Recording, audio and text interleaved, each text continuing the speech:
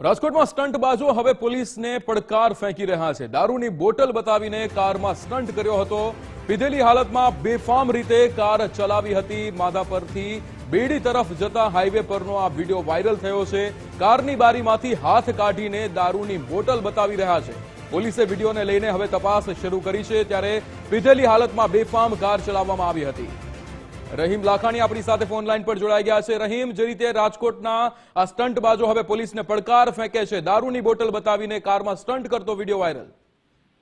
ચોક્કસપણે જે રીતના વાત કરવામાં આવે તો રાજકોટ શહેરમાં અવારનવાર આ પ્રકારના વિડીયો સામે આવતા હોય છે। અત્યાર સુધી રાજકોટ જામનગર હાઈવે ઉપર સ્ટંટબાજો છે તે સ્ટંટ કરતા હતા। આજે જે વિડીયો સામે આવ્યો છે તે માધાપરથી બેડી તરફનો જે રોડ છે ત્યાંનો આ વિડીયો હોવાનું સામે આવ્યું છે।